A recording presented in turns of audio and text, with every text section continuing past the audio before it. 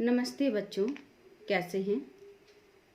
आशा करती हूँ कि आप सुस्वस्थ होंगे। आज फिर मैं आप लोगों को पेपर 3 के विषयों को पढ़ाने के लिए शुरू कर रही हूँ। पिछली कक्षाओं में मैं आप लोगों को अध्ययन कराई थी शैक्षिक निर्देशन एवं परामर्श पर। निर्देशन और परामर्श में आप लोगों को अध्ययन कराए थे कि निर्देशन की परिभाषा क्या है, निर्देशन से आप क्या समझते हैं, निर्देशन और परामर्श के बीच में अंतर क्या है। मुझे आशा है कि आप मेरे इस अध्यापन कार्य को समझ चुके होंगे। आज मैं चर्चा कर रही हूँ निर्देशन और परामर्श को आगे बढ़ाते हुए निर्देशन के प्रकार। शैक्षिक निर्देशन शुरू करते हैं। शैक्षिक निर्देशन में का वह विशिष्ट क्षेत्र है जो छात्रों की समस्याओं का समाधान करने का प्रयास करता है, अर्थात छात्रों में यानी विद्यार्थियों में शैक्षिक से संबंधित समस्याओं का समाधान करने का प्रयास करता है। जो विद्यार्थी शैक्षिक उन्नति का तथा अनुभवों के संबंध में से संबंध रखता है, किसी भी विद्यालय के छात्रों को हम 2 भागों में बांटकर जान सकते हैं कि उसे किस प्रकार का शैक्षिक निर्देशन की आवश्यकता है। पहले विद्यार्थी वे होते हैं जिनको पढ़ाई में, सीखने में और कुछ करने में किसी प्रकार में कठिनाई होती है।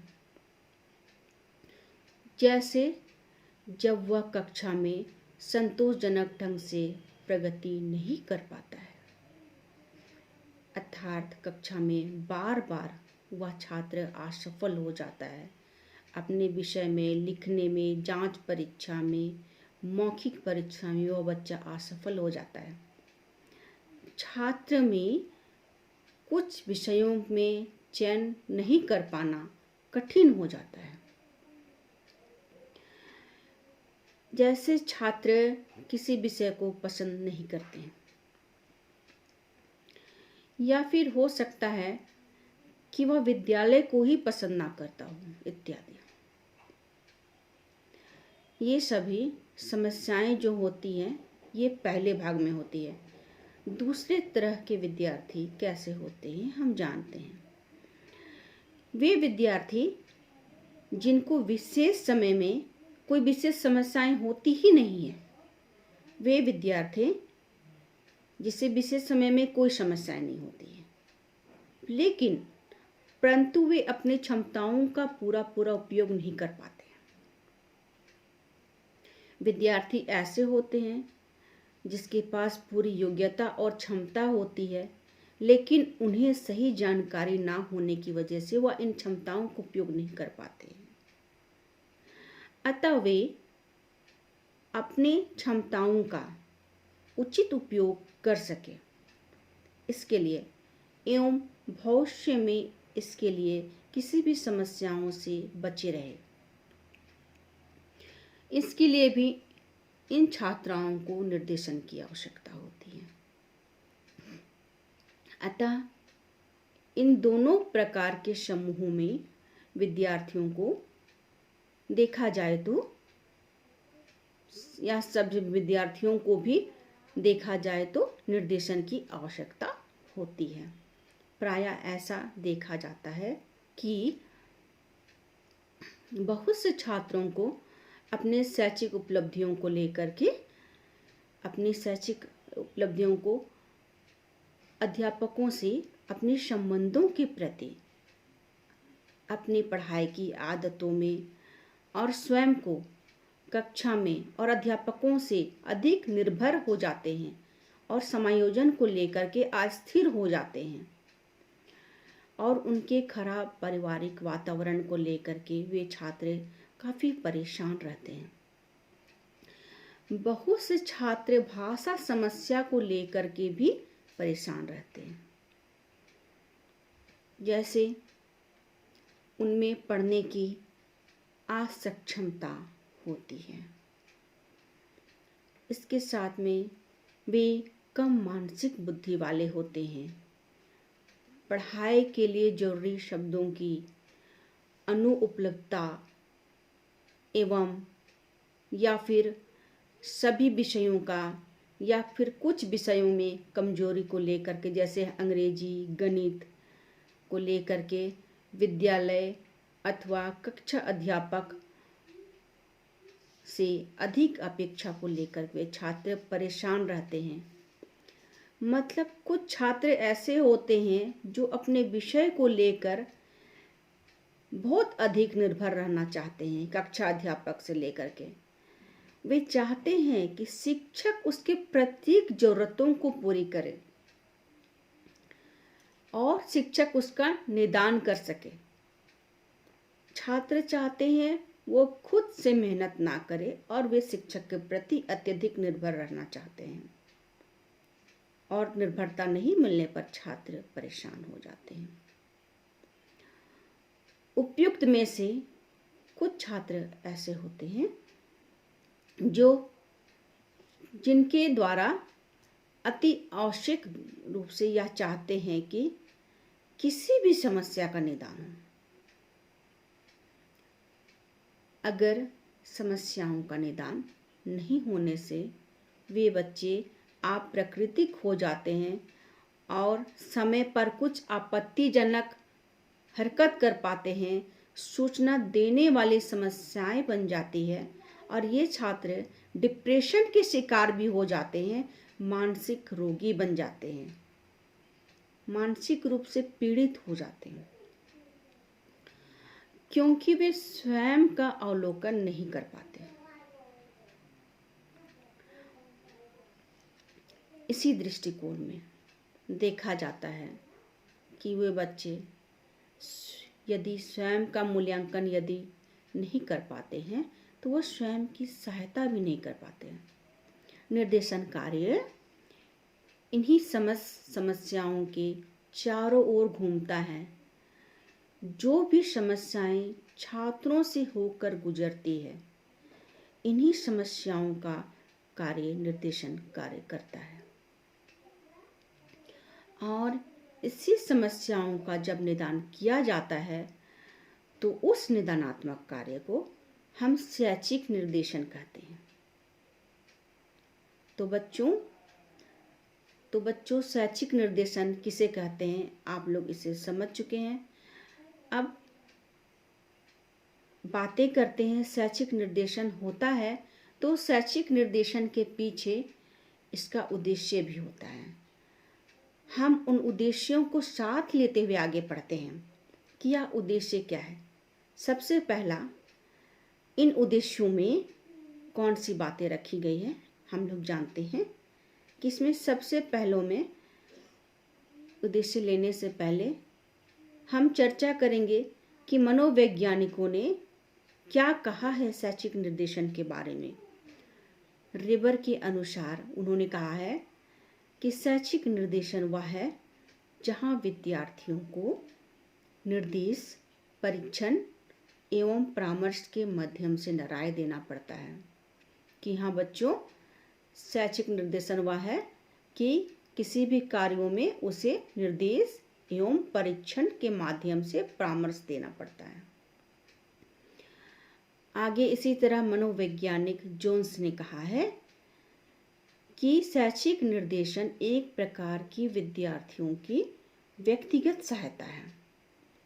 वह अपना विद्यालय कैसे चुने, अपने पाठ्यक्रम को कैसे चुने, पाठ्यक्रम का चयन कैसे करें और पाठ्यक्रम को चयन करने के साथ में विद्यालय के साथ अपने जीविकापार्जन आगे कैसे बढ़ाए, समायोजन कैसे करें। मनोवैज्ञानिक हैरीमन एवं एरिक्सन ने भी कहा है कि यह छात्रों की व्यक्तिगत योग्यताओं पृष्ठभूमि और उसकी आवश्यकताओं का पता लगाने के लिए है। और बच्चों, हम चर्चा करते हैं आगे शैक्षिक निर्देशन के उद्देश्यों को लेकर के। छात्रों को जब प्रभावशाली ढंग से समाज में समायोजन करने में क्षमता विकसित की जाती है, छात्रों के अंदर एक छात्र क्षमता विकसित करना, यह शैक्षिक निर्देशन का उद्देश्य है। दूसरा वह कि यह उद्देश्य छात्रों में अध्ययन संबंधी विशेषताओं का, अच्छी आदतों का निर्माण भी करता है। आगे है इसी तरह से कि छात्रों को उसकी योग्यताओं, रुचियों एवं सीमाओं की जानकारी भी प्रदान करता है। छात्रों को उनके पाठ्यक्रम चयन में मदद करने में सहायता करने, छात्रों को उनके व्यावसायिक उद्देश्यों के प्रति पूर्ति करने में सहायता करना, यह शैक्षिक निर्देशन का उद्देश्य है। उनके व्यक्तिगत कल्याण में भी सहायता करना, यह शैक्षिक निर्देशन का उद्देश्य है। आगे उद्देश्य है कि छात्रों को उपलब्ध साधनों में अधिकाधिक उपयोग करने में मदद करना। जो उन छात्रों के पास जो भी उपलब्ध साधन है उसी का वे छात्र उपयोग कर सके और उसका उनमें मदद करना। छात्रों में पाठ के प्रति रुचि, अभिरुचि विकसित करने में मदद करना। क्योंकि ऐसा क्यों है कि वे पाठ के प्रति उसे रुचि करने में वे अपनी योग्यता अनुसार वह अध्ययन कर सकता है। छात्रों को अध्ययन जारी रखने के लिए प्रेरणा प्रदान करना। जैसे जो छात्र निरंतर अध्ययन कर रहे हैं उन्हें यह प्रोत्साहित करते रहने कि वह अपना अध्ययन जारी रख सकें। इसी तरह से भविष्य निर्माण के संबंध में उचित योजना बनाने में सहायता कर सके। छात्र अध्यापन करके, पढ़ लिख कर भविष्य में वे क्या बनेंगे, उसमें भी छात्रों को सहायता प्रदान करना, उनके चुनाव पर सहायता प्रदान करना, उनकी रुचि पर सहायता प्रदान करना, उस शिक्षा एवं प्रशिक्षण संबंधी में भी सूचनाएं प्रदान करना कि छात्र कौन से उच्च शिक्षा का अध्ययन करेंगे और उससे संबंधित कौन सा प्रशिक्षण होगा जिसका वे अध्ययन करेंगे। जैसे वे छात्र चिकित्सा के क्षेत्र में जाना चाहते हैं या फिर इंजीनियरिंग के क्षेत्र में जाना चाहते हैं या फिर वे शिक्षक बनना चाहते हैं या फिर वे समाज सेवी बनना चाहते हैं, तो उस समय उनका बनने के समय में उनका प्रशिक्षण केंद्र क्या होगा और किस प्रकार का होगा, इसका डिसिप्लिन क्या होगा, अनुशासन क्या है, उन सब के बारे में शिक्षक को छात्रों को पहले से ही निर्देश देना। अगला उद्देश्य है कि शैक्षिक संस्थानों को पाठ्यक्रम, शैक्षिक कार्यक्रमों को एवं प्रभावी कार्यक्रमों को संबंध में सुझाव देना।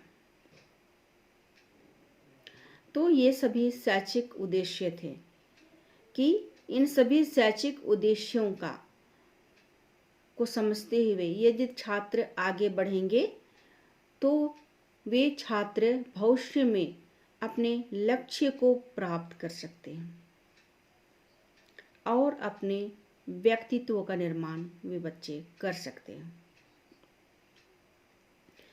और इसी तरह वे अनुशासन में रहकर, एक विद्यालय में रहकर एक प्रबंधन कार्य कैसे देख सकते हैं, कैसे कर सकते हैं, वे जान सकेंगे।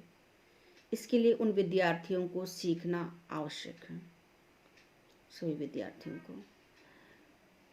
तो हम आगे बढ़ते हैं शैक्षिक निर्देशन को, उद्देश्य को लेने के बाद में आगे हम चर्चा करते हैं शैक्षिक निर्देशन की आवश्यकता एवं महत्व। कि इस शैक्षिक निर्देशन की क्या आवश्यकता है। इसमें सबसे पहले हम चर्चा करते हैं शिक्षा का सर्वांगीण विकास। शिक्षा द्वारा सर्वांगीण विकास, ये शिक्षा का कैसे सर्वांगीण विकास किया जा सकता है।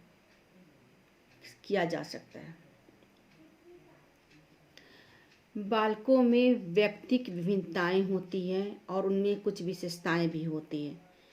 इन विशेषताओं के आधार पर उनके व्यक्तित्व का विकास हो सकता है। अतः निर्देशन की प्रक्रिया प्रत्येक बालकों के लिए उसकी योग्यता के आधार पर ज्ञान प्राप्त करके व्यक्तिक शिक्षण द्वारा वह अपना पूर्ण विकास कर सकता है और इस पर उस विद्यार्थियों को अवसर देना चाहिए। दूसरा है माध्यमिक शिक्षा का परिवर्तन स्वरूप, change pattern of secondary education. उच्चतर माध्यमिक स्तर पर विभिन्न तरह के पाठ्यक्रमों की व्यवस्था की गई है। विभिन्न कहने का तात्पर्य यह है कि विभिन्न प्रकार के पाठ्यक्रमों में छात्र किन समूहों का चुनाव कर सके। समूह का चुनाव करें, किन्हीं एक समूह का चुनाव करो। हाई स्कूल और इंटरमीडिएट कक्षाओं में छात्रों की संख्या अधिक होती है। इस ऐच्छिक विषय में छात्र अपने स्तर के द्वारा उन्हें इतना अनुभव नहीं होता कि वह किस विषय का चुनाव कर सके। इसलिए उस छात्रों को अपनी रुचि और योग्यताओं के आधार पर पाठ्य विषयों का चयन करने में सहायता देनी चाहिए। विकास योजनाएं। आगे है विकास योजनाएं। विकास योजनाएं में हम देखते हैं कि जब से हमारा भारत स्वतंत्र हुआ है, संविधान का निर्माण हुआ है।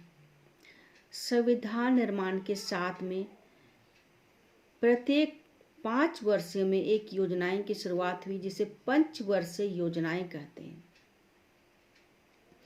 जी हाँ, हम पंचवर्षीय योजना के बारे में बात कर सकते हैं। देश में जब पंचवर्षीय योजनाएं शुरू हुई तो इन विकास योजनाओं के साथ शिक्षा से संबंधित योजनाओं के बारे में भी जानकारी दी गई है। विभिन्न प्रकार के प्रशिक्षित व्यक्तियों को इस प्रकार की योजनाओं की आवश्यकता होती है। अर्थात आज के औद्योगिक युग में कई तरह के तकनीक है, व्यवसाय हैं, रोजगार है, जिसके लिए विशेष प्रकार की प्रशिक्षण दी जाती है। इन सब दृष्टिकोणों में देखा जाए तो बच्चों को वर्तमान समय को देखते हुए निर्देशन की आवश्यकता होती है। अगला आवश्यकता है कि परिस्थिति में सामंजस्य स्थापित करना।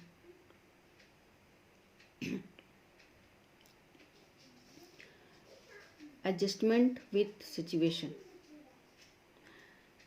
निर्देशन का कार्य केवल विद्यार्थियों को शैक्षिक निर्देशन में केवल दिशा देना ही नहीं, बल्कि उसकी व्यक्तिगत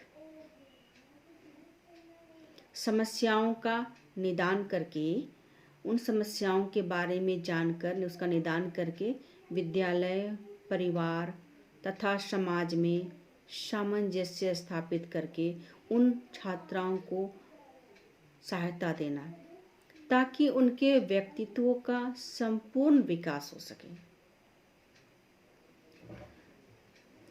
प्रायः विद्यार्थी नए विद्यालय में प्रवेश करने के बाद खुद को असहज पाते हैं और स्वयं को समायोजित नहीं कर पाते हैं।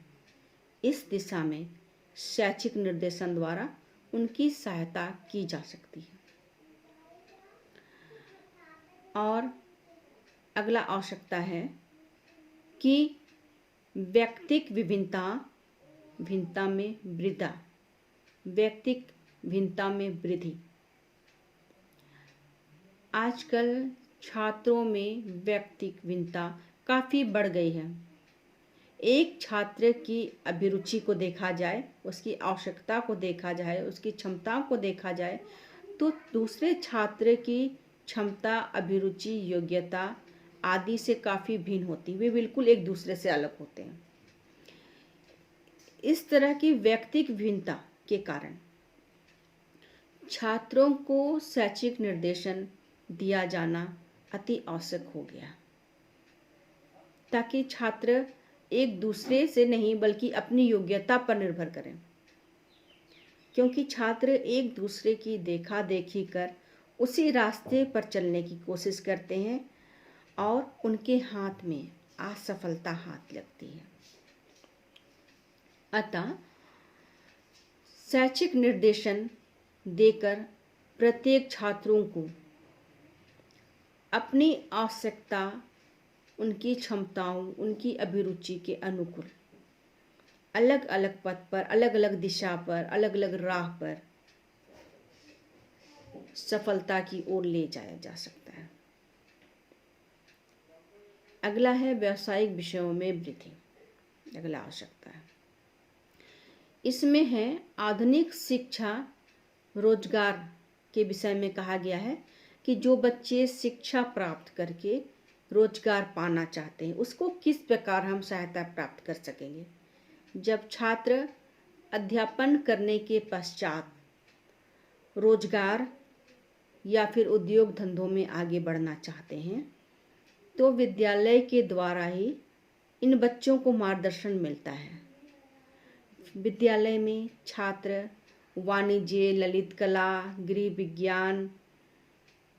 विज्ञान, अन्य विषयों का अध्ययन करते हैं और शिक्षा निर्देशन द्वारा ही छात्रों की रुचि, अभिरुचि एवं उनके रुझान, योग्यता को देखते हुए उन्हें रोजगार से संबंधित पाठ्यक्रमों को चयन करने में दिशा निर्देश दिया जाता है और वे उनका चयन करते हैं। अगला आवश्यकता है जीविकाओं एवं अवसरों से परिचित कराने के लिए। विद्यालय में अक्सर देखा जाता है कि छात्रों को यह पता नहीं होता है कि उस समय कौन सा विषय पाठ्यक्रम लेने से उन्हें आगे चल के किस व्यवसाय में जाना पड़ सकता है। उन्हें यह भी पता नहीं होता कि किस विषय को पढ़ने से वह छात्र रोजगार प्राप्त कर सकता है या रोजगार के अवसर आगे चल के उसे मिल सकता है, तथा किस विषय को पढ़ने से रोजगार मिलेगा। अगला विषय है शिक्षा निर्देशन के माध्यम से यह अवगत कराया जाता है कि उस अमुक विषय को पढ़ने से उन्हें किस तरह के व्यवसाय में वह जाना जा सकता है और रोजगार के अवसर उस बालक को प्राप्त हो सकते हैं। अतः विद्यालय में छात्रों को विशेषकर संभावित जीविकाओं एवं उनके अवसरों से परिचित कराने के लिए शिक्षक निर्देशन की नितांत आवश्यकता होती है, हमेशा आवश्यकता होती है। अगला आवश्यकता है शिक्षा के उद्देश्य, शिक्षण विधि एवं पाठ्यक्रमों में अंतर। इसमें देखा गया है कि आजकल शिक्षा निर्देशन में परिवर्तन आ गया है। पहले शिक्षा का उद्देश्य का मात्र बौद्धिक विकास करना था, पहले के समय में, परंतु आजकल शिक्षा का उद्देश्य छात्रों को इस लायक बना देना कि वह छात्र सभी तरह के व्यवसायों से जुड़ सके, अपनी समस्याओं का समाधान स्वयं कर सके। इस दिशा में उन्हें उपयुक्त शैक्षिक निर्देशन की नितांत आवश्यकता होती है। पहले की शिक्षण विधि कुछ ऐसी थी कि जिससे छात्र सीमित संख्या में होती थी और सीमित संख्या में होने के कारण शिक्षक छात्रों के व्यक्तित्व के प्रति और उनके हर पहलू पर ध्यान देते थे। परंतु आजकल छात्रों की संख्या बहुत ज़्यादा है और दिनों दिन यह बढ़ती जा रही है और इतनी अधिक होती जा रही है, छात्रों की संख्या इतनी अधिक बढ़ गई है, इतनी अधिक होती जा रही है कि ऐसा करना संभव नहीं है। इसकी क्षतिपूर्ति के लिए बालकों को समय समय पर शैक्षिक निर्देशन देना नितांत आवश्यक हो जाता है। हम देखें, आधुनिक समय में विद्यालय में जो विषय या फिर पाठ्यक्रम बालकों को पढ़ाए जा रहे हैं, उसका स्वरूप पहले से भिन्न है, क्योंकि इसका संबंध देखा जाए तो भविष्य के व्यवसाय या रोजगार से भी होता है, सीधा संबंध। ऐसी परिस्थिति में बालकों को उचित शैक्षिक निर्देशन की आवश्यकता होती है और उन्हें इस लायक बनाया जा सके कि वे बालक परिवर्तित जो पाठ्यक्रम होते हैं, जो दिन ब दिन बदलते रहते हैं, परिवर्तित पाठ्यक्रम में वे अपने को समायोजन कर सकें। अगला आवश्यकता है अपव्यय अवरोधन, यानी शिक्षा में अपव्यय को रोकने के लिए। कक्षा में मैं आप लोगों को अपव्यय और अवरोधन के बारे में बताए हैं। अपव्यय कहने का मतलब वेस्टेज, अवरोधन करने का मतलब स्टेग्नेशन। तो इसमें छात्रों को अपव्यय से रोकने के लिए क्या किया जा सकता है? हम देखते हैं, अक्सर देखा जाता है कि छात्रों में कुछ छात्र ऐसे होते हैं जो एक ही कक्षा में साक्षरता प्राप्त किए बिना, यानी बिना पढ़े वे कक्षा त्याग देते हैं। इसमें उन बच्चों का समय, धन और श्रम, ये तीनों चीज़ों का ह्रास होता है। तो जब वे असफल होते हैं, ये तीनों चीज़ों का ह्रास होता है और उनकी इच्छा बिल्कुल विद्यालय में नहीं पड़ती है। और ये तीनों चीज़ों के ह्रास होने के कारण उस ह्रास को, समय को, श्रम को अपव्यय के शब्द से संबोधित किया जाता है। ऐसा इसलिए होता है कि बच्चे को जब विषय कठिन लगने लगता है तो वो पाठ्यक्रम से, विषय से, विद्यालय से भागना चाहते हैं और नतीजा यह होता है कि वे बेकार हो जाते हैं और अपना जीवन को बेकार कर देते हैं।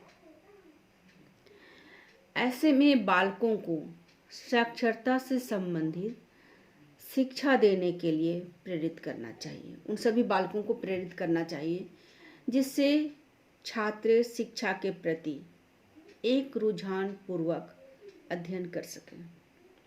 ठीक है, तो शैक्षिक निर्देशन के लिए यह जरूरी है कि यह शैक्षिक निर्देशन की आवश्यकता द्वारा छात्रों की मदद कर सकें। आगे चर्चा करते हैं हम, शैक्षिक निर्देशन की विधियां क्या हैं।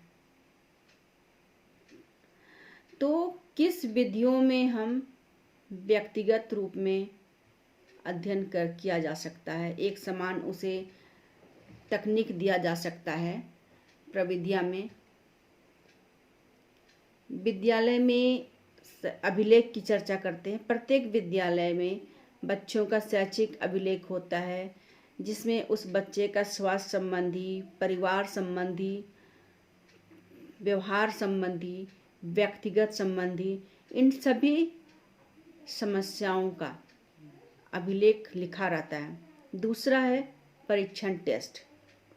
इसमें छात्रों के साथ जांच लिए जाते हैं या फिर छात्रों पर परीक्षण किया जाता है, उस पर प्रयोग किया जाता है। जैसे बुद्धि परीक्षण IQ टेस्ट हो गया, निष्पत्ति परीक्षण अचीवमेंट टेस्ट, व्यक्तित्व परीक्षण पर्सनालिटी टेस्ट होते हैं, एवं विशेष योग्यता परीक्षण जो अन्य प्रकार के परीक्षण होते हैं। तो इन परीक्षणों के साथ में आगे है कि अगला विधि है कि व्यक्तिक इतिहास, जिसे केस स्टडी भी कहते हैं।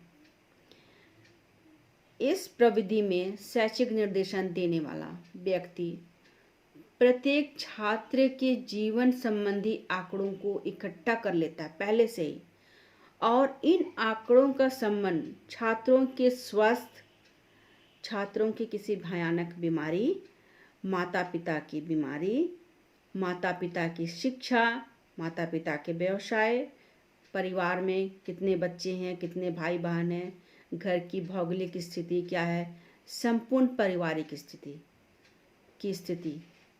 सामाजिक स्थिति, उनकी आर्थिक स्थिति, सभी आदि का ब्यौरा लिया जाता है।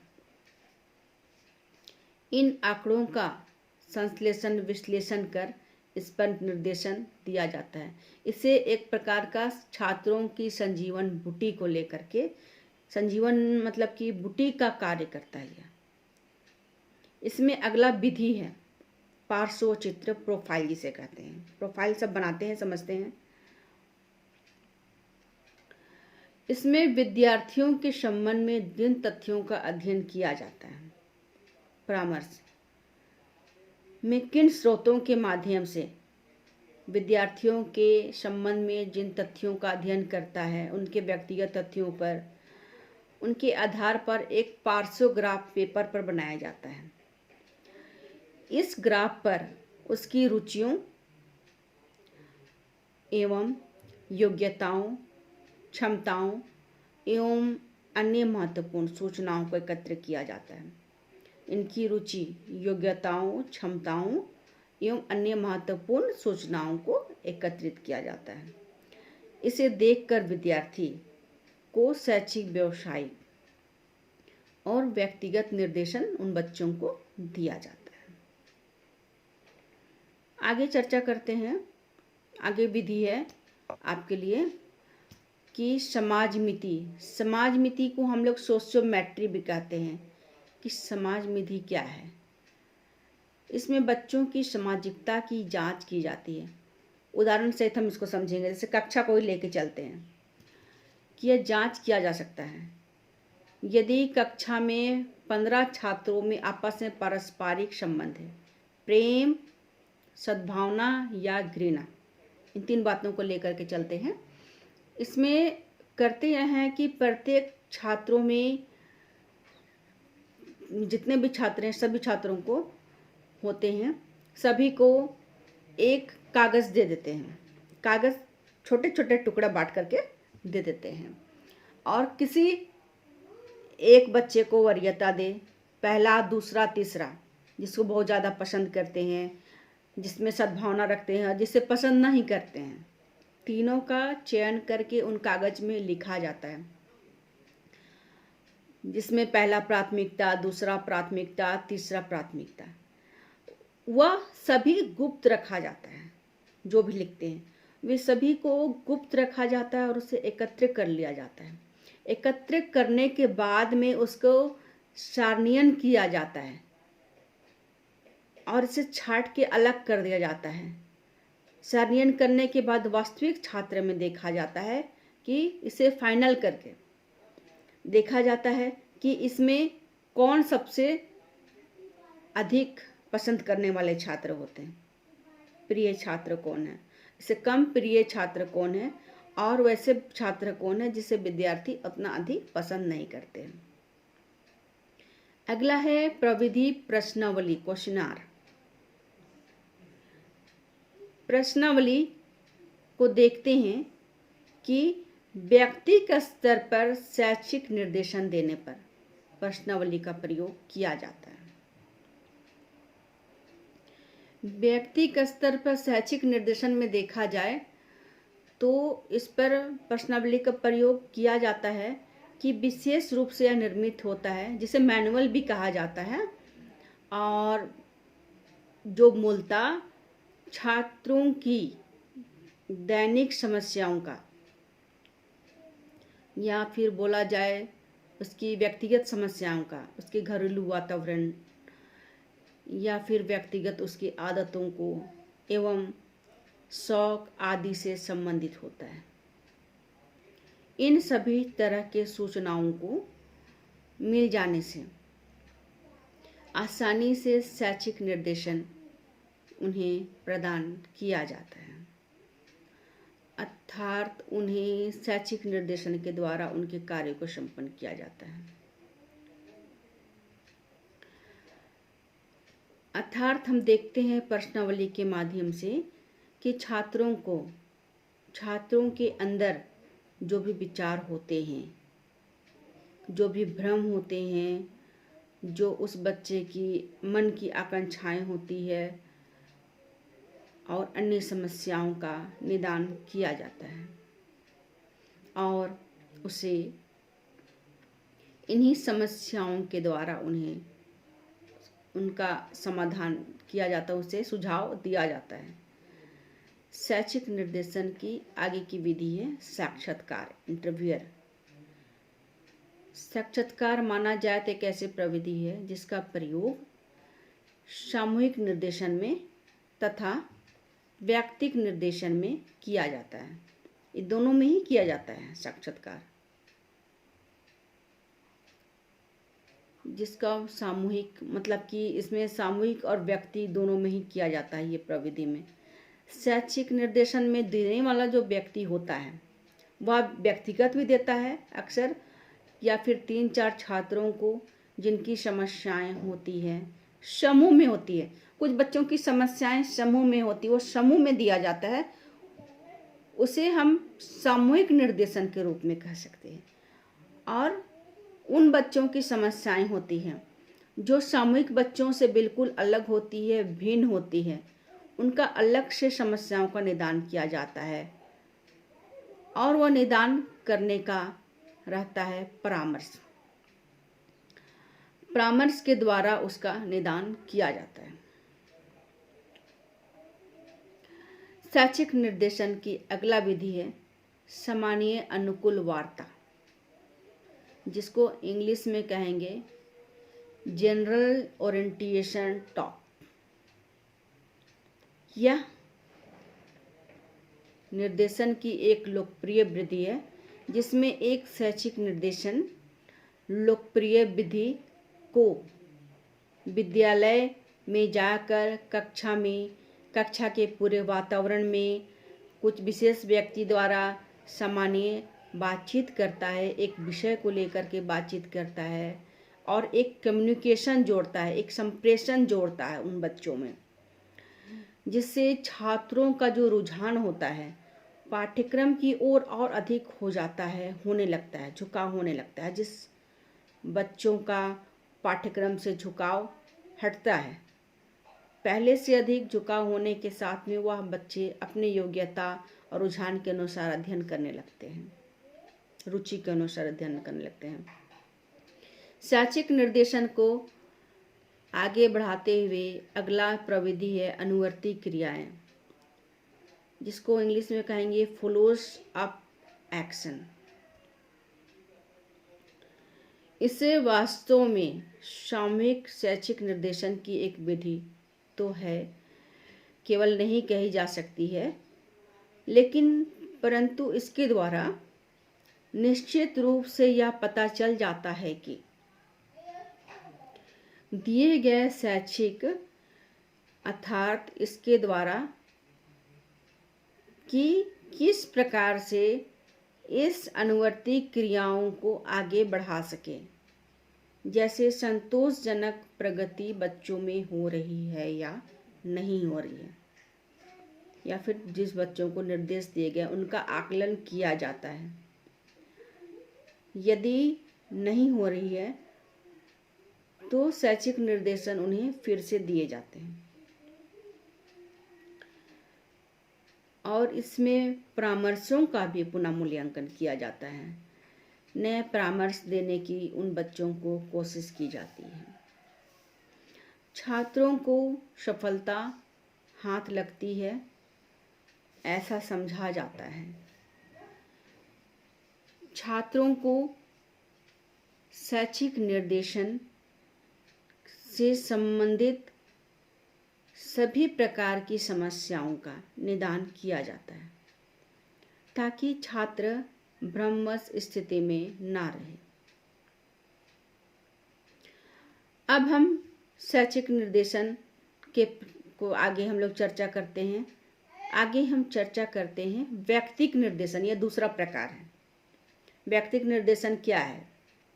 व्यक्तिगत निर्देशन व्यक्ति को उसकी व्यक्तिगत समस्याओं का समाधान करना। यह तो शैक्षिक निर्देशन था, इसमें व्यक्तिगत समस्याओं का समाधान करना। और प्रत्येक विद्यालय में कुछ न कुछ विद्यार्थी ऐसे मिल जाते हैं जो भावात्मक रूप से या फिर कुसमायोजित होंगे। बच्चों में कुछ प्रकार की व्यवहार होते हैं जो बच्चे अन्य बच्चों से बिल्कुल अलग होते हैं और वे समाज के साथ उनका जो सहयोग रहता है वह संतोषप्रद बिल्कुल नहीं होता है। और वैसे बच्चे विद्यालय में अपने को समायोजन नहीं कर पाते हैं और अपनी क्षमताओं का भी पूरा वह बच्चे प्रयोग नहीं कर पाते हैं। कुछ बच्चों में ऐसी आदत होती है जो अभिभावक के द्वारा और अध्यापकों के लिए समस्या सी बन जाती है। व्यक्तिगत निर्देशन सेवाओं के अंतर्गत इन बच्चों को और इस प्रकार के कुसमायोजित समस्याग्रस्त बालकों को देखा जाए तो विद्यालय में छांटने का प्रयास किया जाता है। इसके पश्चात निदानात्मक मनोवैज्ञानिक परीक्षण किया जाता है तथा विद्यालय या फिर घर से प्राप्त सामाजिक सूचनाओं के आधार पर उन बच्चों का जो विद्यार्थी विद्यालय में पढ़ते हैं, सामाजिक सूचनाओं के आधार पर उन विद्यार्थियों का मूल बातों को जानने की कोशिश की जाती है कि विद्यार्थी ऐसा क्यों है। इसके बाद उस विद्यार्थियों के गंभीर मामलों को परामर्शदाता की ओर, जो व्यक्ति के साथ परामर्शदाता के बीच एक साक्षात्कार की व्यवस्था की जाती है और यह गुप्त रखी जाती है अन्य बालकों से।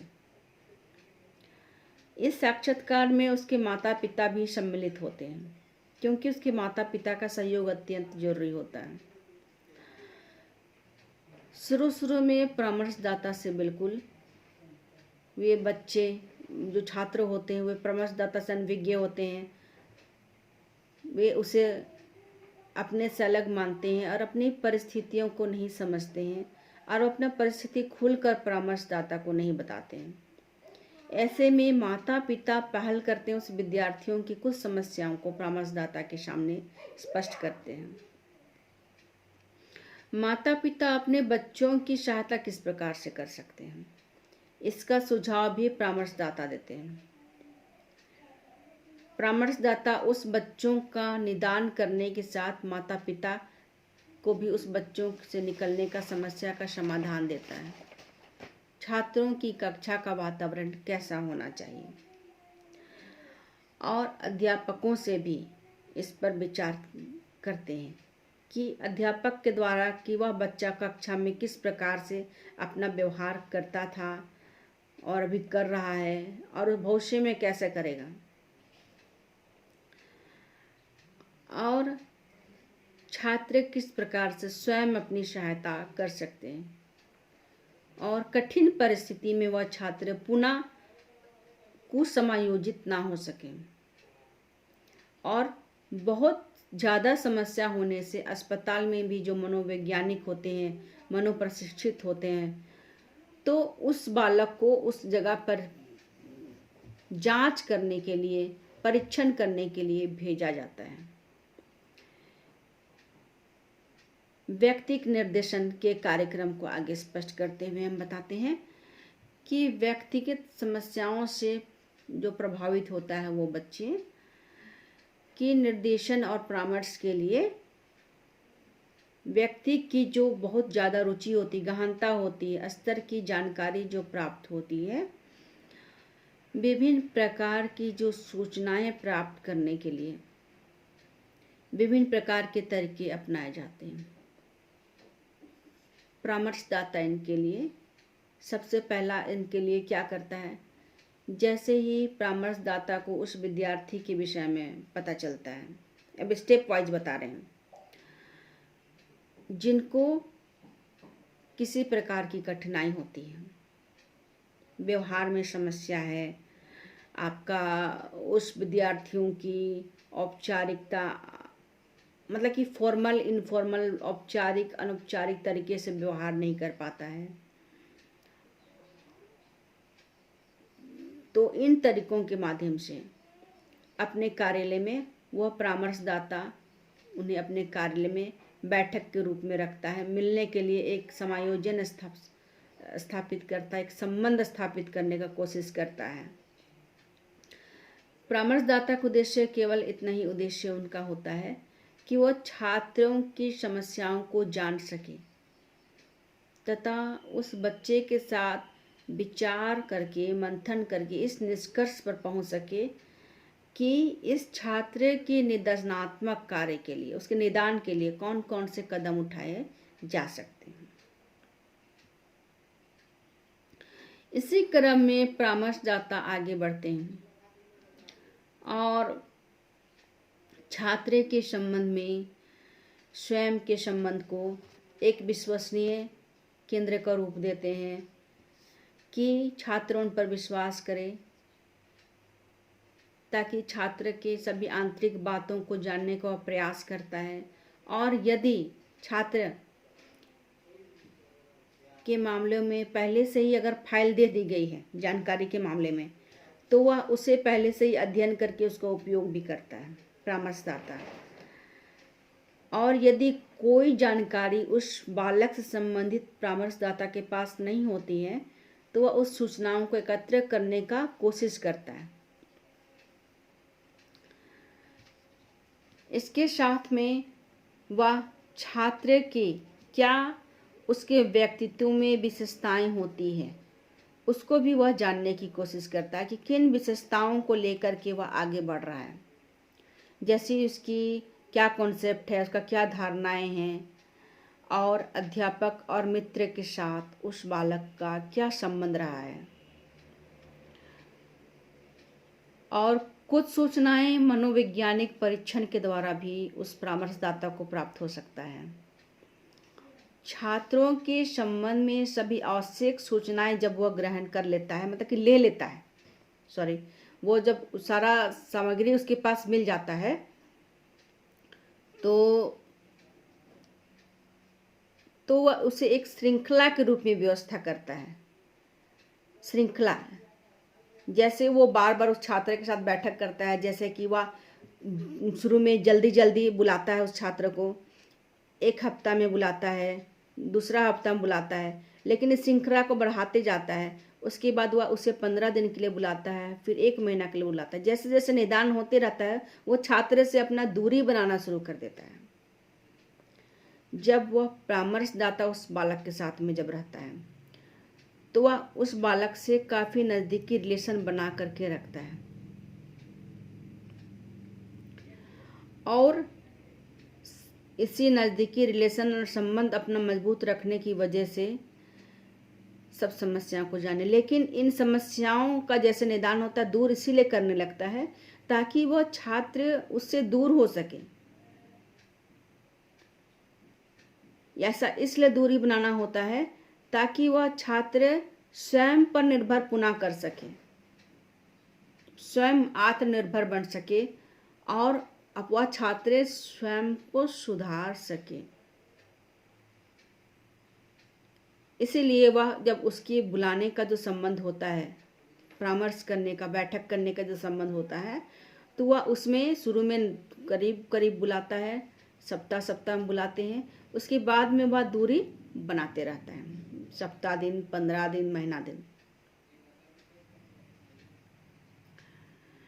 और इसी प्रकार से वह अपना उस छात्र से अपना ध्यान बदलने लगता है, और ताकि वह छात्र स्वयं में सकारात्मक दृष्टिकोण अपना सके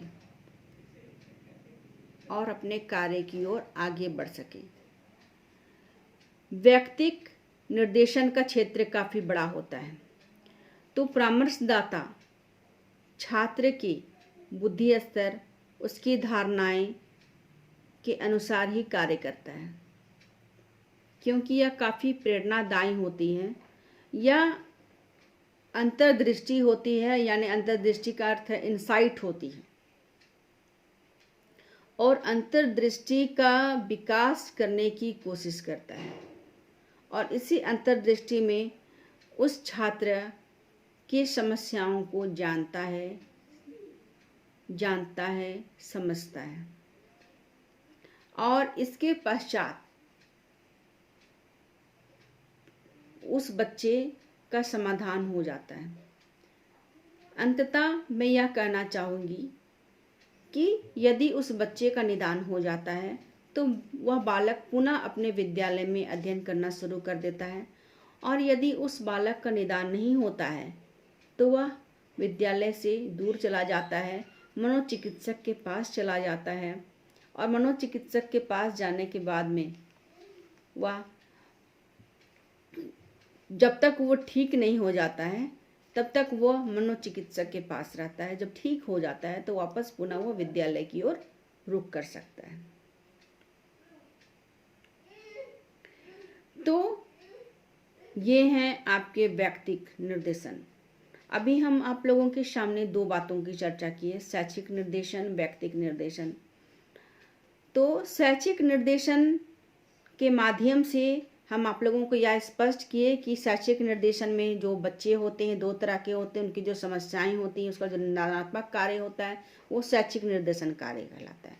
व्यक्तिक निर्देशन वह होता है जो व्यक्तिक समस्याओं से ग्रसित होता है और उसका निदानात्मक किया जाता है, और शैक्षिक निर्देशन के माध्यम से उस बालक को व्यक्तिक निर्देशन भी दिया जाता है। ऐसा क्यों होता है, किस लिए होता है? इन संबंधों को वास्तविक रूप देने के लिए हमने बहुत सारी प्रविधियों की भी चर्चा की।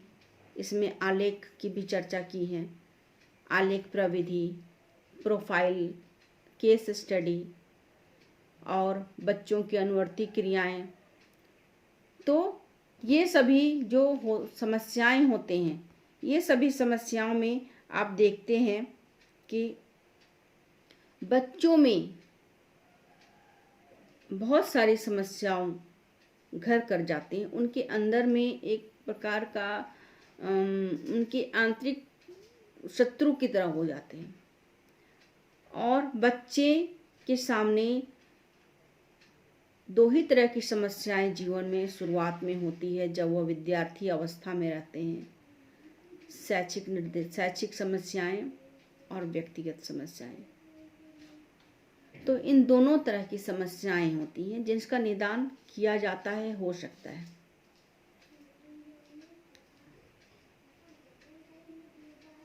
और मैं आशा करती हूँ इस विषय को आप जाने, समझें, और इस विषय को आप अपने जीवन में भी उतार सकते हैं। एक शिक्षक बनने के साथ में एक अच्छे शैक्षिक निर्देशनकर्ता के रूप में कार्य कर सकते हैं, परामर्शदाता के रूप में कार्य कर सकते हैं। मैंने आपको बताया कि बच्चों में किस किस प्रकार की समस्याएं उत्पन्न होती है और वे अपने समस्याओं से विचलित हो जाते हैं।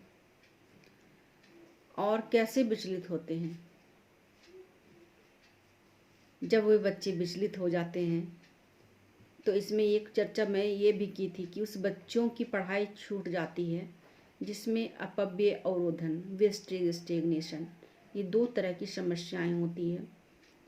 मतलब कि उसकी आयु, उसका धन जो उस पढ़ाई में खर्च किया गया हो, और उस बालक का शक्ति, श्रम, इन दोनों ही स्थिति में ह्रास होता है। तो ऐसी अवस्था में विद्यार्थी मानसिक रूप से विचलित हो जाते हैं, डिप्रेशन के शिकार हो जाते हैं। तो आप यह पाठ्यक्रम जो मैं बता रही हूँ, यह पाठ्यक्रम आपके लिए केवल एक अध्ययन का मात्र सिलसिला ही नहीं है कि आप इसमें पास हो जाएं। यह पाठ्यक्रम आपके जीवन का मार्ग भी खोलता है, क्योंकि आप उन्हीं विद्यालय के शिक्षक बनेंगे जिन विद्यालय में इस तरह के बच्चे उपलब्ध होंगे, पाए जाएंगे। तो इस स्टेगनेशन की जो समस्या काफ़ी पहले से चली आ रही है, अपव्यय अवरोधन की समस्या, तो आप एक शिक्षक होने के नाते किस प्रकार से उसका निदान कीजिएगा, किस प्रकार से उस बच्चे को सही रास्ता दिखाइएगा, यह आपके ऊपर है। क्योंकि शिक्षक बनने का दायित्व केवल विषय अध्यापन कराना ही नहीं होता है, मार्गदर्शन कराना सबसे बड़ी जिम्मेदारी होती है। क्योंकि मैं कक्षा में भी बार बार आप लोगों को बताई हूँ कि आप किस कक्षा के शिक्षक बनने जा रहे हो और उस कक्षा की रीढ़ क्या है। यह बिल्कुल कठिन ही अवस्था में रहते हैं। कठिन अवस्था इसलिए बोल रहे हैं कि विद्यालय का उस समय एज प्री एडोलसेंस और एडोलसेंस पीरियड का रहता है, यानी किशोरावस्था का रहता है। आप किशोरावस्था विषय से परिचित हैं। तो उस समय के जो विद्यार्थी होते हैं वो माध्यमिक, उच्च माध्यमिक और उससे ऊपर कक्षा की ओर अध्ययन करने की ओर रुख करते हैं। और ऐसे समय जब वो बढ़ते हैं कक्षा में और आपका सामना उन बच्चों से होता है उन्हें पढ़ाने के विषय में, कक्षा में जितने भी छात्र होते हैं उन छात्रों से आप सीधा संपर्क में आते हैं। आप अपने विषय को प्रस्तुत करते के समय में आपको यह जानना अति आवश्यक होगा कि वह बालक, वह विद्यार्थी आपको, आपके विषय को समझ पा रहा है या नहीं, उस विषय को वह स्व अध्ययन के रूप में ले रहा है कि नहीं, उस विषय को वह अपने उद्देश्य और लक्ष्य की ओर ले रहा है या नहीं। इसलिए शिक्षक बनने के लिए आपको छात्रों में इन 2 तरह की निदानात्मक कार्य करते जाना होगा। जैसे मैं आपको लोग बताई, शैक्षिक निर्देशन और व्यक्तिगत निर्देशन। समय समय पर बच्चों को शैक्षिक निर्देशन भी देना चाहिए और व्यक्तिगत निर्देशन भी देना चाहिए। ठीक है बच्चों, तो अगली कक्षाओं में हम आपसे पुनः मिलेंगे और अपने विषय को रखेंगे। धन्यवाद।